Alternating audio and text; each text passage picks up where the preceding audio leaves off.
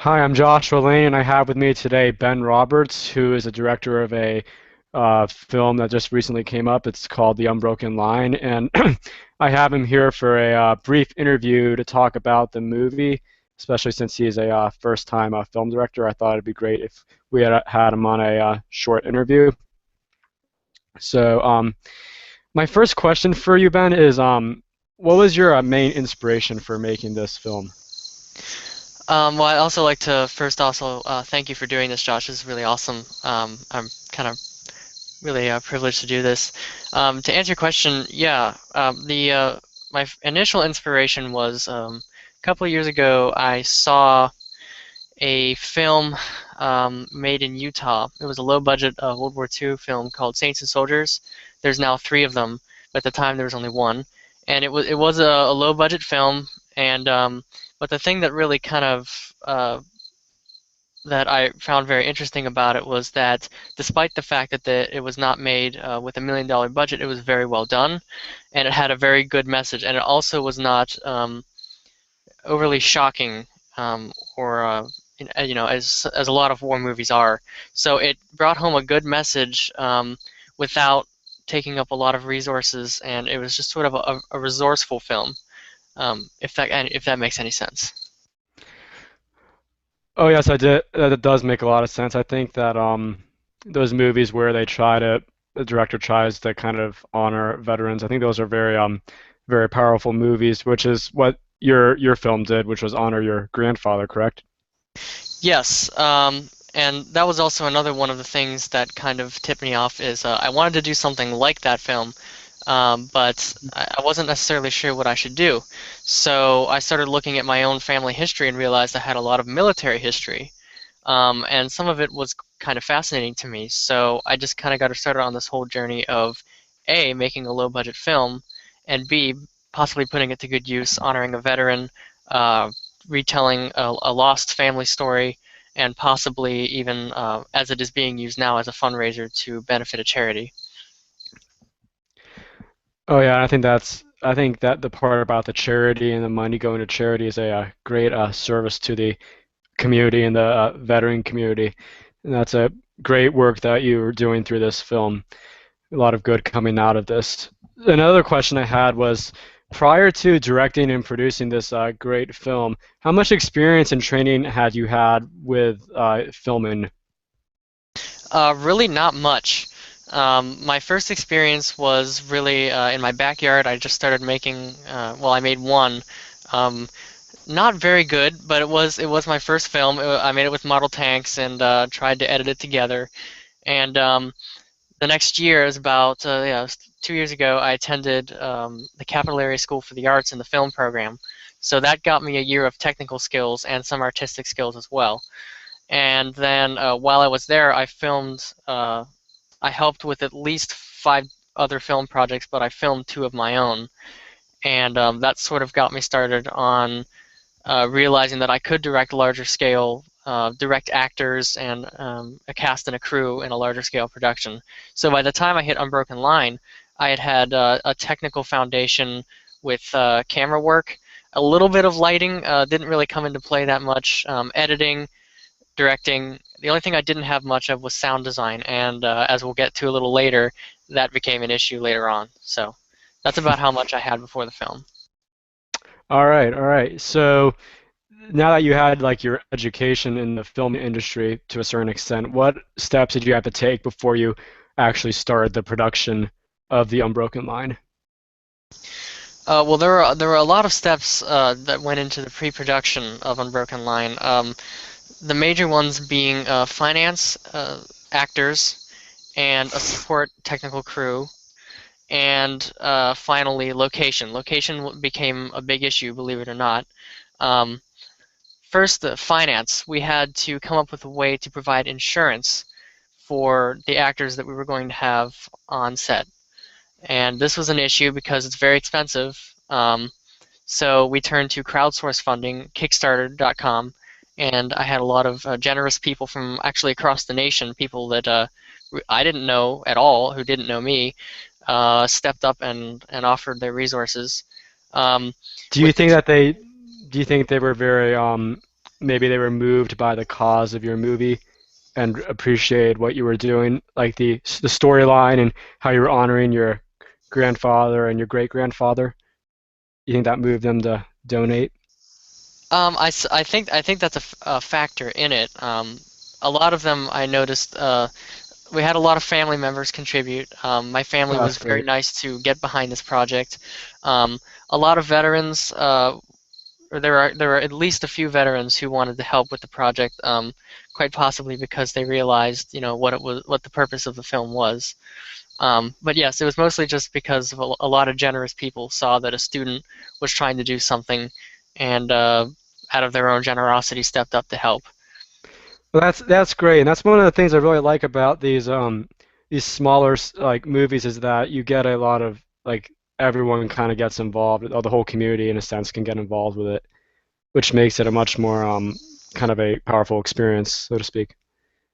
So, which brings us to like, how did you actually get everyone, like the crew, the actors, and the set directors, and everyone like organized for the filming? Well, it's kind of an interesting story how we came across them all. A lot of our support crew, such as the crowd services, catering, and location scout services, Hmm. that was friends and family donated their time. In some cases, a lot of it. But we came about finding our talent for actors when we needed. Basically, what it came down to is we needed to find people with their own equipment. Since it is a World War II film, there's a lot of uniforms, weapons, gear, things that go into making it to make it authentic that we didn't Oh have the yeah. budget to supply. So it ended up that we talked to some reenactors, and they very generously agreed to come out and volunteer a considerable part of the unit to help, spending their own time, their own money, volunteer. It was all volunteer. So getting everyone together was basically putting out a shout for help, and very nice people such as our friends the DePaulises put together. They put us in contact with some people who could get us in contact with people that we needed to talk to, and they also provided shared their own time. Mrs. DePaulis cooked for the event. She spent a lot of time and money on that, and Eli DePaulis was the production photographer. So it was all volunteer, and I think that was a pretty big deal for us anyway. Oh yeah, it's my hope that maybe I could get a couple of good images on the blog of the production because Eli certainly took a lot of great still shots of that film. So speaking about all this, who was actually primarily responsible for the screenplay? The screenplay was written mostly by myself. I did have help from my parents, um, and I had a little bit of help from my friends and my teacher at CASA in the very, very fundamental earliest stages of writing. Um, I did write most of it. Eventually, I did submit it to Scholastic, and it was given, I think, an honorable mention. So um, it was. I had a lot of help. I had a lot of people kind of helping me to know how to tell the story because that was something I wasn't too solid on. So I give credit to them for helping me. Did your grandfather assist you at all with the creation process? Well, interestingly enough, what we did is we ran an interview. As if you see the movie, it's placed throughout the movie are snippets of our interview with Mel Roberts, my grandfather, and from that interview, we pieced together the film. We already had a screenplay because we already knew the general outline of the story. However, my grandfather helped us piece together the personal relating personal stories, such as my grandfather's character, such as what he remembers about him, so we can add a bit of the home front story as well, which is in the film. Oh yeah, and I personally have seen the film, and I think that his the interview is a very has a very powerful element, very touching element, and Mel Roberts' presence in the movie is, I think, very important. Okay, so now that we have covered like the pre-production aspects of the film, now we move on to like the actual filming of the movie. So my first question for that was, where was the Unbroken Line actually filmed? The Unbroken Line was actually filmed right here in central Pennsylvania in Dillsburg. It was filmed on a farm down South Mountain Road, which some of you may be familiar with. And Mrs. Joanne Diller very, very nice, generously offered her property so that 30 or so reenactors and crew could sort of invade her property for 2 days in a row, which was a big commitment on her part. So we are extremely thankful to her for that. Um, yes, it was filmed in Dillsburg. It was filmed over a course of 2 days. An interesting thing about that is the first day, both days were forecasted sunny, um, perfect weather for filming. Couldn't ask for better weather. However, the first day was sunny. The second day was cloudy, cold and rainy, and kind of miserable all day, which affected how we had the film and kind of threw a monkey wrench into the whole thing, which created problems in post production with things like rain in one shot and sunshine in another shot. It did create considerable issues, and it took a very long time to resolve them. But as far as the shoot goes, we arrived on location very early in the morning. I think it was at least 6 in the morning, and the actors and crew would arrive at that time as well. They would sign in. We had breakfast waiting for them, and as soon as we possibly could, about an hour after sign in, 7:30, we began the actual filming process. And I did have a schedule. Um, and my camera crew, I had 4 people running cameras, and they each had a binder, so they were adhering to the schedule, and we had to do our very best to keep to it because we only had 2 days to film. So whatever happened within those 2 days, basically that was our one and only chance. So they all had the storyboard, they all had the script, they were all given some amount of directorship over their own little quantity of what they were doing, only because it was next to impossible for me to direct and manage everything that was going on. So micromanagement was absolutely not an option. Um, so after that, of course, we would have lunch and then move on to the second half of the day when it was the hottest. Um, and basically, we would split it up into shots that needed to have the most people in it were done in the morning, but shots that were more individualized, shots that were focused more on less people, 1, 2, 3 people, were Hmm. done in the afternoon. And that's, Okay. yes, go ahead. Oh, Sorry. nothing. Sorry. I was going to say that's just so that if the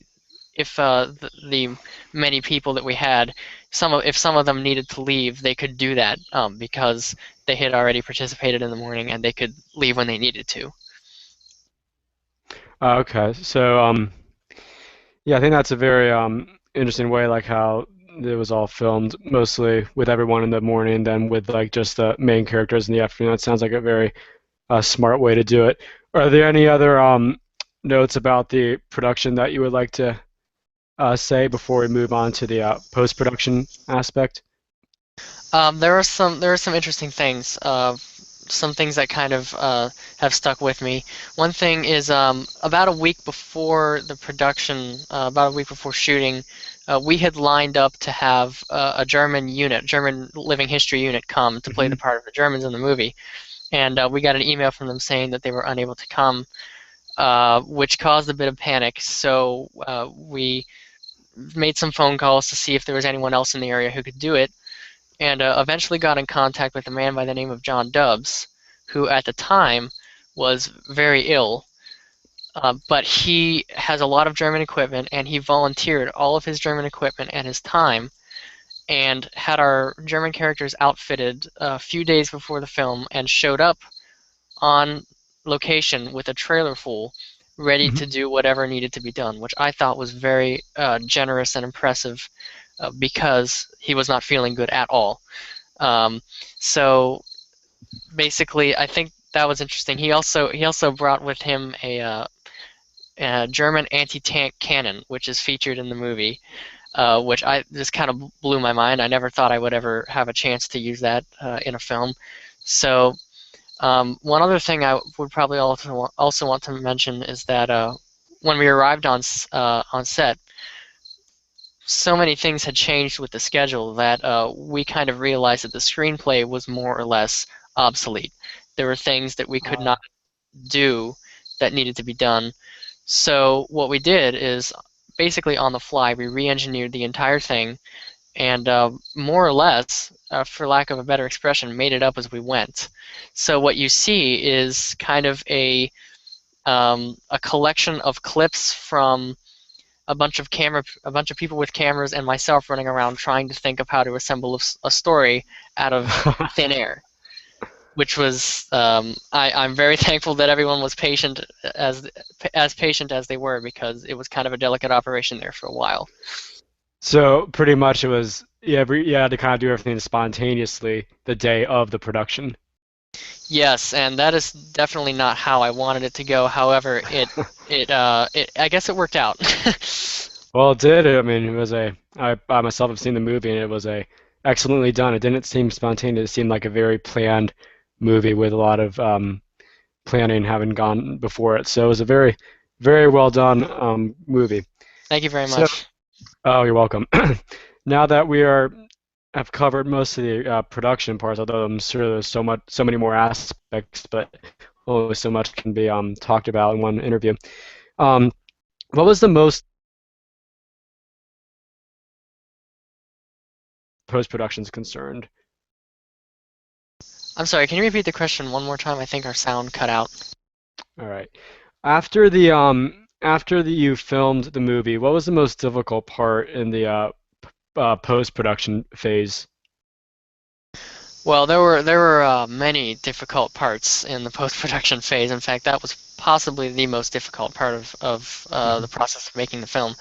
Um, for one, as I had mentioned before in pre-production, I did not have a lot of experience with sound. So my idea of sound was that I was going to place a microphone on top of a camera, connect it to the camera, and run sound from there. And while that's generally good for home movie making, when you actually bring it down into an editing software and try to get the sound levels to match, they're so incredibly off that it's unworkable. So what we eventually ended up doing is contacting a friend of ours. His name is Mr. Dardick. Mr. Dardick is a sound engineer and recording artist in a local one, and he does this on the side. And he very generously offered to re-engineer. And I'm almost not even sure if he knew what he was taking on at the time, but he generously offered to work on my sound and to try to make it as good as we could. Well, come about a year, actually 6 months later, um, we're realizing that this is not going to be a simple, trim and fix operation. This is a massive fix, only because I did not know what I was doing. So he had the job of essentially redoing everything I'd done.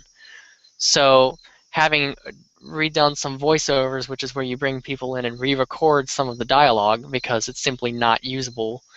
Um, Having done some of that, doing some re-recording, and many, many hours that he put in of just kind of working with the sound and using different softwares on it, um, we got it to a point where we both thought, okay, this is a usable file. Now we can screen this movie and we can be proud of it. Um, besides that, besides the sound, I had a lot on my end to do with the visual effects. There Oh, was a couple of scenes where there were objects in the background that definitely were not period. We had a couple of modern trucks and trailers in one scene, and another scene there are some cars driving by. So basically, after messing with all the usual methods, I realized that I'm going to have to paint all of these things out frame by frame.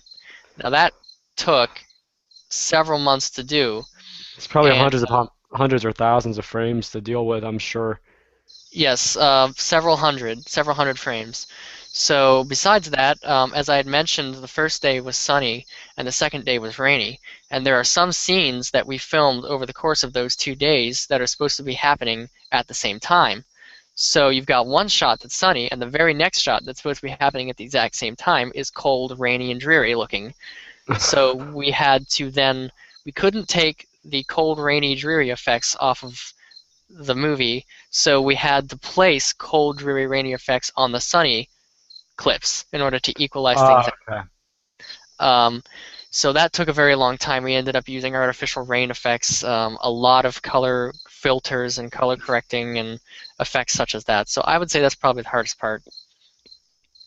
Okay, well, it looks like you did a good job of like kind of covering those things up because I barely even noticed it all while watching the actual movie. So another interesting thing I want to inquire is how like who did the soundtrack and how was the soundtrack like produced? Well, again, many thanks to Mr. Dardick for his many, many hours um, put into this film. The soundtrack was written by myself largely. I had a lot of help. I had help from our friend Mr. Dean Byler. He does music lessons, and he helped me a little bit with the composition, so I'm very grateful to him for that. Um, but after I had written the themes and I knew what I wanted to record, I put them down in a MIDI file, which is kind of hard to explain, but some of you will know what that is. Took the MIDI file to Mr. Dardick, and he was able to then turn it into a very professional sounding, almost like a live Hollywood orchestra. Oh And wow. so the soundtrack that you hear in the film is largely piano, but the orchestrated parts were done on Mr. Dardick's software and with his time and effort, all volunteer. That's amazing. I mean, I was not. It sounds like an actual orchestra, especially with the horns and the trumpets and all that during like those very exciting moments. So it's Yes, it's very impressive. amazing how it's just kind of all engineered just by like computer software and by a man who was willing to devote so much time and effort, which is awesome. Yes, and that's the one thing I really wanted to bring home was Mr. Dardick probably has, besides myself, the most time into this film than any other person, and you can probably see why, you know, having my lack of experience in sound design in the field, and then this soundtracking issue. So he put an incredible amount of time into the film. Well, that was very kind of him. I mean, it seemed like you had a lot of willing people who were assisting you, and that's great. And that made, I'm sure, made the movie possible. And we're almost getting to the end here, but there's just a couple more questions. And one of them is, how exactly would you like to use this film now that it's actually been produced and it's actually done? Well, the film, I hope to use it primarily as a fundraiser for the Pennsylvania Wounded Warriors Association. It's a Pennsylvania limited to Pennsylvania, but it is an all-volunteer organization, which means that it is not as the national level. Apparently, on the national level, Wounded Warriors Association, it is a for-profit. The Pennsylvania Wounded Warriors Association is not. So I'm hoping to use the funds from screenings and from DVD sales going to that particular charity and possibly others in the future. So what we're doing now is we're looking at, well, currently we're trying to get DVD menus designed so that we can begin those sales and hopefully make some money for Pennsylvania Wounded Warriors. But also we're looking at screenings in the future, such as at the Army Heritage Center in Carlisle, That'd be and awesome. some other some other areas have some other places have shown interest. So that's where we hope to take it. That's I'm sure that with the donations that come from that and all that, that Wounded Warriors would surely get some money off this film, which is really great. I think a great way to honor the um sacrificed and nearly gave their lives for the freedom of this country. And my last and final question that I have for you is, can the general public get this film, and how can they? the general public will be able to have access to the film uh, in the near future. Hopefully, we're going to use the DVD sales as a fundraiser for as long as possible, but at some point, it will end up on the internet. Mhm. So we'll look. We're currently working on that aspect of things and how we're going to do the releases, but hopefully, it will be accessible at some point to most anyone who wants it.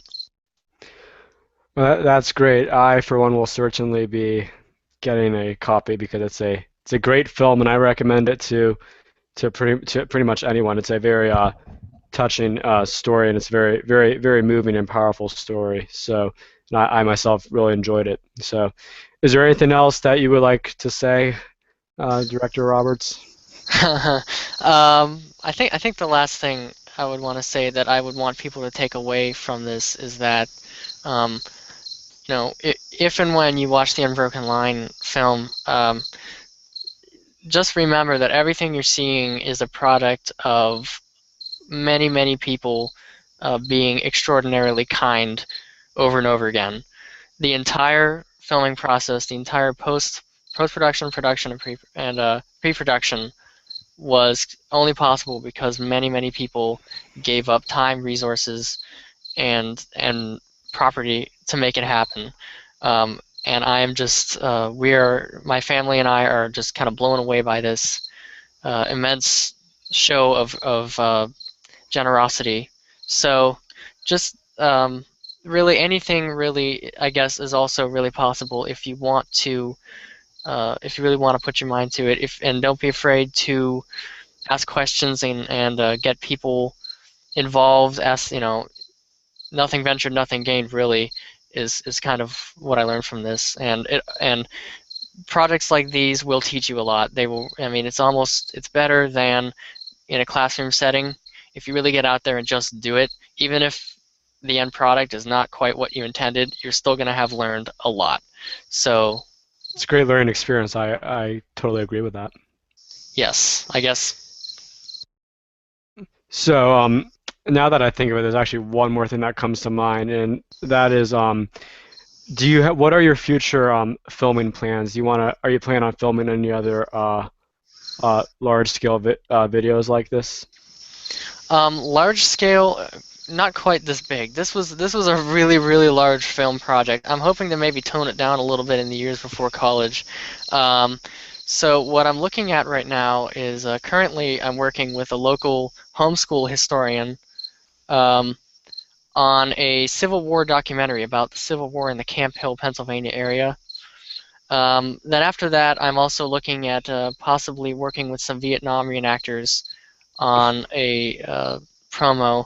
I'm hoping to do more for the veteran community. I'm hoping to kind of make that my mission statement, I guess, my goal. So yeah, I definitely see a lot of stuff coming up, a lot of good stuff, and I'm just happy I can, maybe do something good for someone else. Well, that's awesome. I think you did a great job, and I'm sure in the future we'll continue to do great work too.